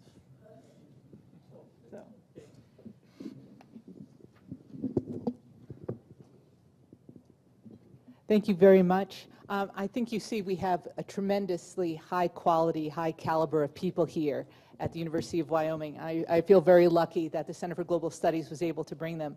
I also want to make one quick comment about NATO. My focus is on European Union and security policy, and you may or may not be aware that the Europeans have taken a step away from NATO with something called PESCO. They have felt abandoned by the United States, and this is a very important symbolic step away from NATO and from American influence in the region. This is something that the Russians have been trying to cultivate for years and years and years. What we have time for now is I'm going to ask Chippy, I don't know if he knows, he's going to volunteer to help me. Absolutely. Oh, we've got someone else. And what we'll do is please raise your hand if you would like to ask a question, and Nikolahi will bring the microphone to you. Would you please state your name? Sally Palmer, I want to thank you all for your courage for being here today. But I'm 73 years old, and I lived through hiding underneath my desk during the height of the Cold War. I can't not hear the language about nuclear threats and take it casually. I'm wondering what you all think, because the threat itself increases the danger. Thank you. Well, since I had that in my job title a few times, I'll go first. And the last job I had, just to clarify a bit, I was responsible for the ICBM force. So I happened to be in Cheyenne, but I was responsible for the alert force. So this is a very difficult time that we're living in, and I think you would agree that the children of the world today have never been exposed to this kind of dialogue ever. You and I were exposed to this, but the younger folks just haven't lived through this kind of conversation and narrative. And unfortunately, I think that that we are in a world where proliferation is more likely than not. I believe that the credibility of nuclear deterrence is fundamentally essential for stability. I don't think that the United States nuclear weapons make the world less safe. It's about the dynamics between all the holders of nuclear weapons. But I don't see anything on the horizon that looks to diminish that risk that we are experiencing today. I wish I could say something more comforting, but I believe that we have not reached our level of, it is not as bad as it may get, and I think that as we diffuse, I hope, the North Korea issue, the big player that is leveraging his arsenal is Putin, and we need to find a way to bring him back into the fold in compliance with the Conventional Forces Treaty, the Intermediate Nuclear Forces Treaty as well. And I don't know how to move his behaviors in that direction. I wish I could say something more comforting, but I think this challenge is real and pervasive. I'll just add one thought to that. By the way, I grew up in Florida in the 1950s, and then during the Cuban Missile Crisis, my school and every other school in the state was doing drills on how to survive.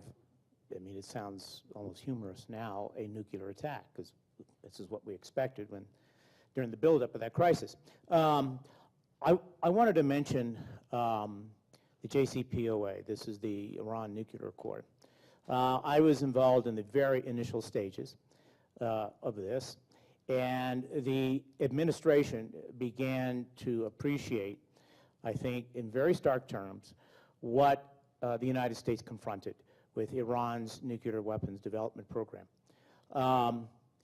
We could either attempt to negotiate with Iran, as difficult as it seemed at the outset, or we would have to live with an armed Iran, nuclear-armed Iran, that would present a threat to some pretty strong allies of the United States in the Middle East, including Israel, Saudi Arabia, Jordan, Egypt, going down the list, or we would have to take military action to prevent it. Well, we had a pretty instructive experience in Iraq, a country of under 25, 26 million when the United States invaded. If you were going to go to war with Iran, this is a country almost 3 times the size. Moreover, and I don't know whether they thought about this, but if you look at what happened during the Iran-Iraq war, Iran sent boys, 12, 14-year-old boys, into combat armed with sticks. So this is the sort of thing the United States would have had to confront. So when you look at it in those terms, negotiating the JCPOA seemed like a pretty good idea. Now, I will be the first, in fact, I've written several pieces, and I've spoken a number of times criticizing the agreement. It has many shortcomings. But the one thing it does is it buys us 10 to 15 years, depending on which time limit you want to look at, to address many of the shortcomings.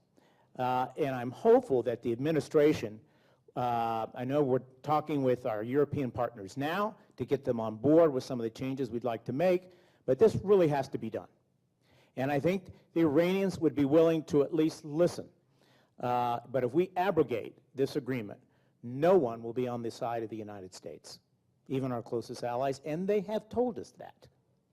And by the way, Iran will look very, very good, because they'll probably adhere to it for a while to see what happens. Then, at their choosing, they will decide, well, the United States, a party to the agreement, has abrogated it. It gives us the right to do likewise. And then we move on to circumstances that, quite honestly, we really won't know how to handle. That is the possibility of a nuclear state in the Middle East. Other questions?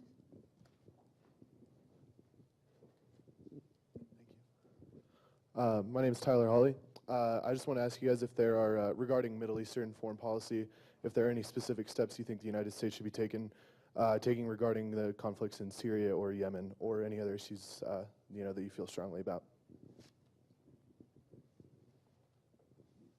First, I'm going to pick up on a really excellent point Gene made, and that is managing conflicts. No one likes to hear this, and especially if you're tragic victims in the case of Syria or Yemen or Libya or a number of other either failed states or failing states.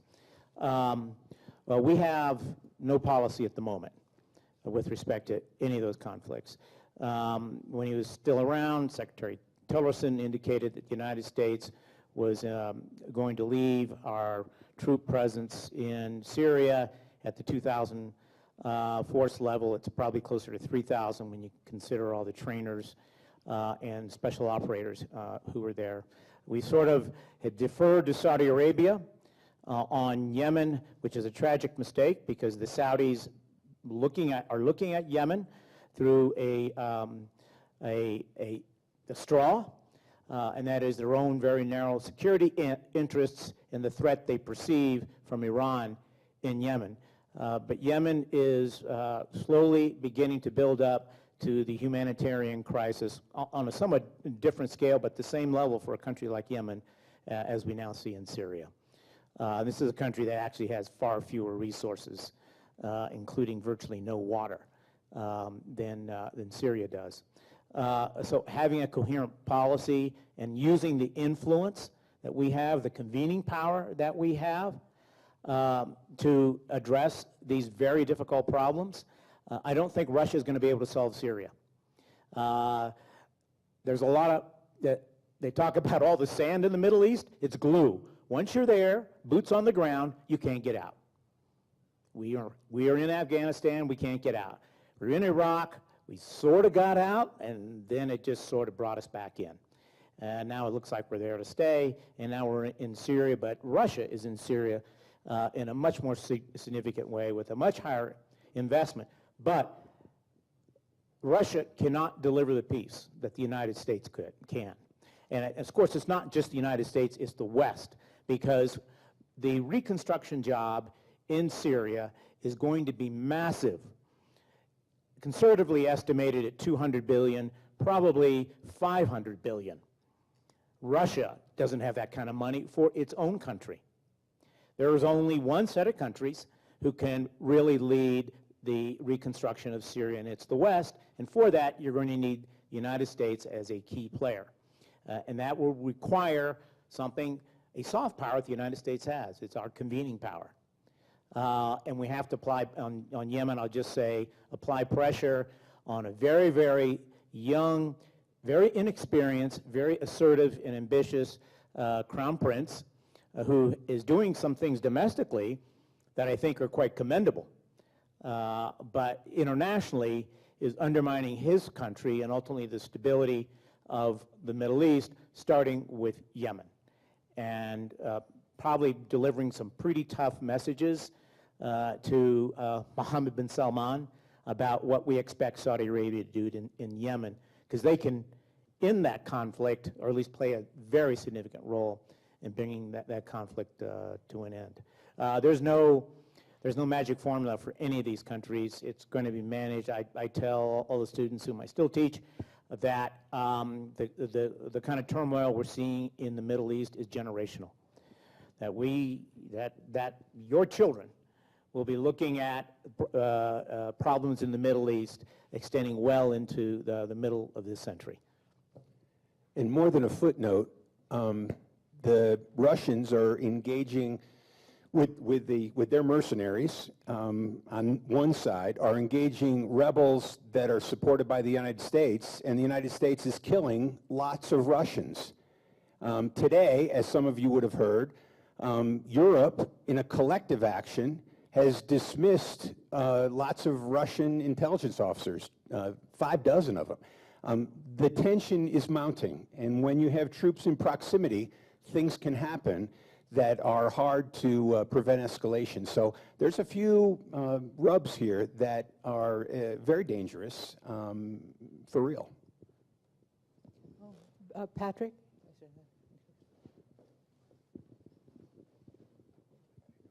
Thank you. Thank you. Patrick Ivers. First, America first. Prior to entering the war against Germany, the rallying cry for the pro-German Americans was, in the late 30s and early 40s, America first. That's ominous. Question regarding, you picked up the Middle East, even though you said we weren't going to talk about that so much. But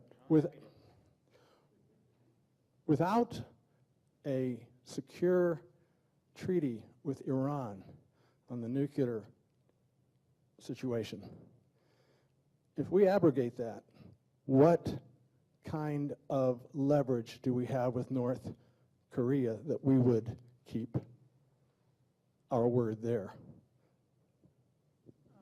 I'm going to comment about America first. The expression, whether you're building an architecture of liberal international, institutions, and you're seeing, and the U.S. is the architect of that, that is still a scenario for the United States to pursue its self-interest. America first, I understand the undertones and the overtones of what you're commenting on. And my point is that there are different expressions of self-interest. And these are just different viewpoints in terms of how you do it, or how people assume they would like to see it happen. I'm not a particular fan of the America First position, but there's some really interesting work by people like Andy Basovich talking about how you go about things without criticizing what you're pointing to. The nationalist overtones and some of the racist overtones, as a matter of fact, that manifest. That's a pretty large tent, though. The people supporting that perspective, it's a pretty large tent. It's a pretty large tent, actually, for those of us promoting the liberal world order as well. And what we're looking at, we're talking about that we're in a time when discussion on the margins matters. And so I think that's the kind of time we're in. And by the way, the comment I didn't make is about the chaos inside the White House and turnover. I think that, some of those things are, just as much something to pay attention to as what's going on with the Iran deal. And that's actually even closer to home. But let's come back to the Iran deal. Thanks. Just a comment also on America First and what the Iran deal might mean for North Korea. I want to pick up on a point that Jean made in her first remarks. The way America First is being portrayed is it's a set of policies that runs counter to the kind of post-war liberal international order that the United States pursued. The fact is that American interests are served by that liberal international order. We secure our interests by promoting that order. When the world is more secure, when the world is more prosperous, the United States is more secure and more prosperous. So there's no necessary inconsistency between promoting American interests and supporting this post-war, Cold War liberal international order. Now, should this administration abrogate the agreement with Iran, it would frankly make the negotiations for a deal with North Korea so much more difficult. With Iran does not have nuclear weapons at this point. It's essentially suspended its nuclear development program for 10 or 15 years. North Korea already has nuclear weapons, and it's pursuing a nuclear weapons development program. So if we abrogate the deal with Iran because it doesn't go far enough, somehow we're going to have to convince North Korea, to do far more than is really conceivable, and also call into question any the credibility of any American commitment to stick to a nuclear agreement. So it would certainly complicate matters with negotiations for getting North Korea to suspend and roll back its own nuclear weapons program. All right, we have time for one more question.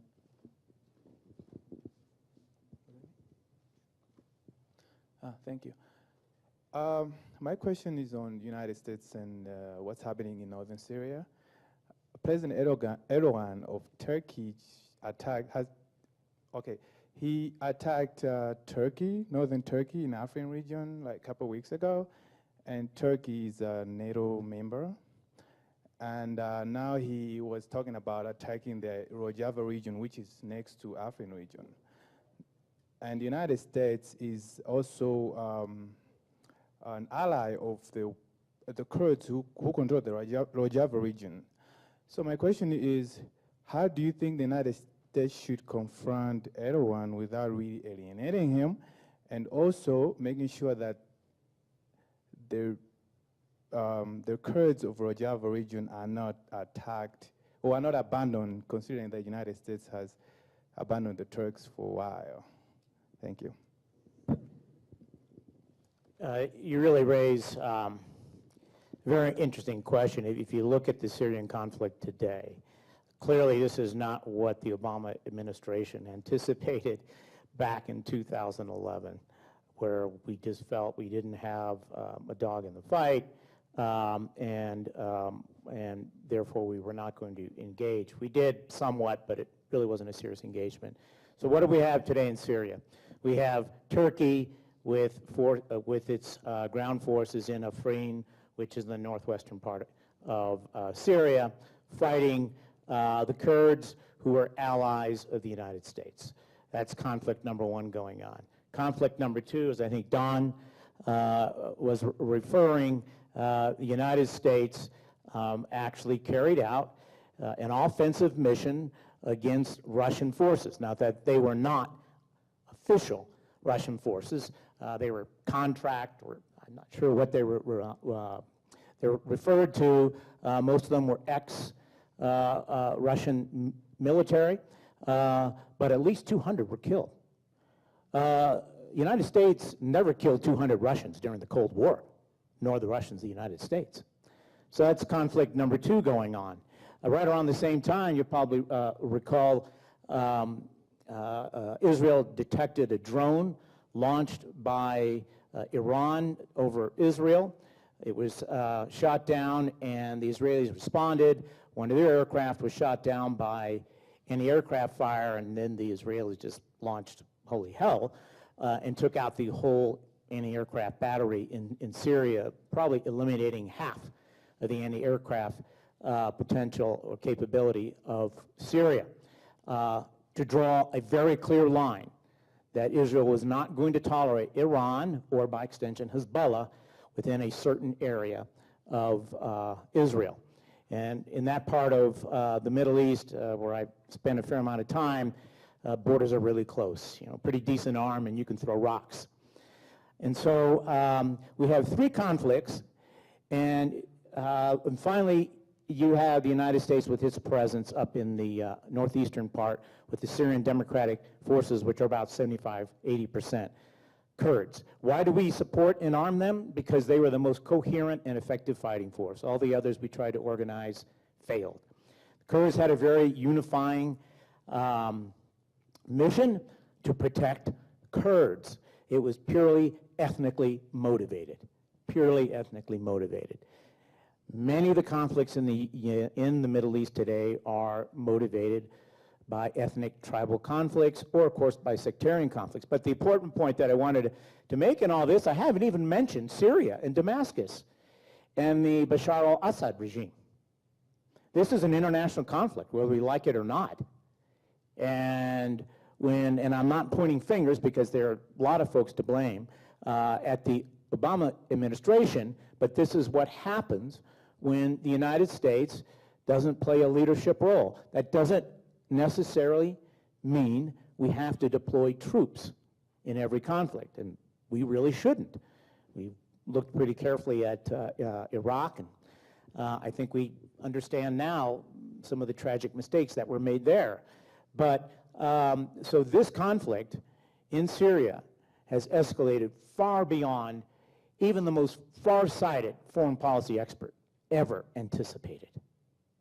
And meanwhile, you have the remaining, I guess it's about 15 million Syrians suffering terribly, terribly. The GDP has probably dropped 75%, which is just, you can't even fathom that. Over half the population is either refugees or displaced. 500,000 people killed. It's the worst humanitarian crisis in the world since World War II, and that's really quite a statement. This country is devastated. I mentioned before what it would take to rebuild. The challenge that you point out is a major one for the United States. We have a NATO ally who is sitting both literally and figuratively on the other side of the fence because of a very narrow focus they take on the Kurds. And somehow, probably through diplomacy, we're not going to threaten Turkey with military forces. It's going to require serious and expert diplomacy to get the Kurds to come to an understanding, or the Turks to come to an understanding about how they are going to deal with a pretty significant Kurdish presence across their border in Syria. In all likelihood, not independent, but nevertheless some kind of autonomous region like they almost had. In fact, they did have until it was lost last fall in Iraq. I'd like to thank Ambassador Gary Grappo, Ambassador Mark Wall, Major General Don Alston, and Professor Jean Garrison. Thank you all so much.